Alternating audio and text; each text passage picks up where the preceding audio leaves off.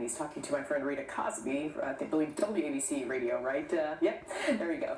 Let's bring in now our panel, Dave Jacobson, Democratic strategist and partner with J&Z Strategies, and John Thomas, Republican strategist with Thomas Partners Strategies. Good to have both of you.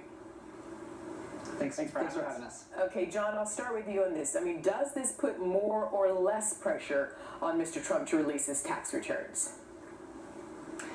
You know, I think it's pretty consistent with what Donald Trump has said from the outset, which is he would release his tax returns if he weren't under an ongoing audit. I think he fully intends to release his tax returns when they are ready. I think the bigger question here is, you know, look, Hillary Clinton released her tax returns. Good on her. She made $10 million, I think it was in 2014. She made on average $225,000 per speech to Wall Street companies. Why won't she release her her speech transcripts? Because who in the world would pay $225,000 for a speech? Dave? Look, given Donald Trump's skyrocketing untrustworthy numbers, the Washington Post earlier this week reported a poll that had 49% of voters found Donald Trump untrustworthy. Juxtapose that with Hillary Clinton, who only had a 40% untrustworthy number. I think really underscores the fact that voters are turned off by this mentality that he's got something to hide, that he doesn't want to share how much money he makes, what kind of tax rate he's paying, and whether or not he really gives all that money to charity. Okay, let's move on. I spoke. Go ahead. Arthel, go ahead. Yeah, to Dave's point, it was revealed in Hillary Clinton's tax returns that 98% of all money that Hillary Clinton gave to charity was to the Clinton Foundation, and we all know how crooked that foundation is. So it's not exactly, Hillary lives in a glass house in this instance. So I spoke with Trump spokesperson Katrina Pearson about this topic of Mr. Trump releasing his tax returns in our new newscast. Here's a clip from that. This really has become much of a novelty in presidential campaigns. It just really shows how much money you make essentially and how much money what has become a novelty, Katrina? What has become a novelty?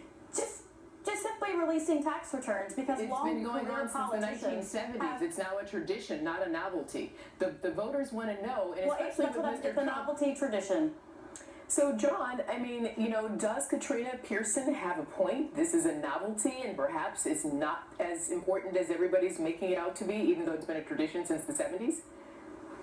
Yeah, I don't think novelty is the word I'd use to describe it. I think it is important, and we're probably going to find that, guess what? Mr. Trump is rich. Guess what? He used tax exemptions that real estate developers use. I think he needs to release those certainly before Election Day, but there's going to be no big gotcha moment. Look, he said he's under audit, and I understand and respect the position at this point. There's no law that requires him, or any candidate for that matter, to release their returns. I'm sorry, repeat the last thing you said? I didn't hear you. There's no law that requires any presidential candidate to release their returns. I don't think there's going to be any smoking gun there. When his audit is complete, I'm sure he'll release his returns. All right, so John, you hear Dave's take on that. As you know, Mr. Trump promised a year ago that he would release his tax returns. He still hasn't done so. That's why we're talking about this. Everything that Mr. Trump has done thus far in this campaign has been unconventional. So can Donald Trump win the race for the White House without releasing his tax returns?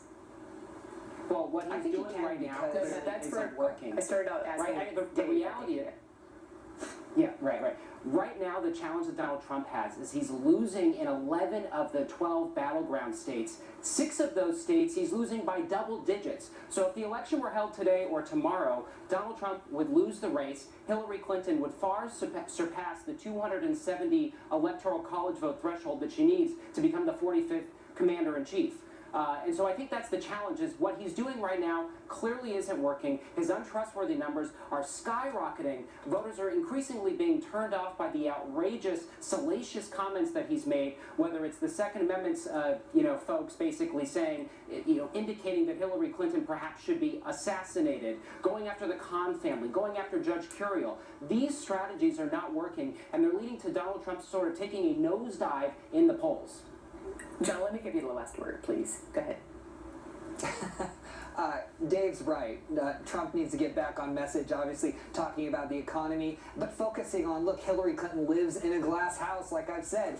The fact is, news on the Clinton Foundation came out today. These pay-for-play allegations, quite frankly, only feed into the fact that it explains why a Wall Street company would pay over $200,000 for a speech, especially peaking in 2014 when it looked like she was going to then become the presumptive Democratic nominee who can then sell favors in the White House. John Thomas, Dave Jacobson, I have to leave it there. I thank you both.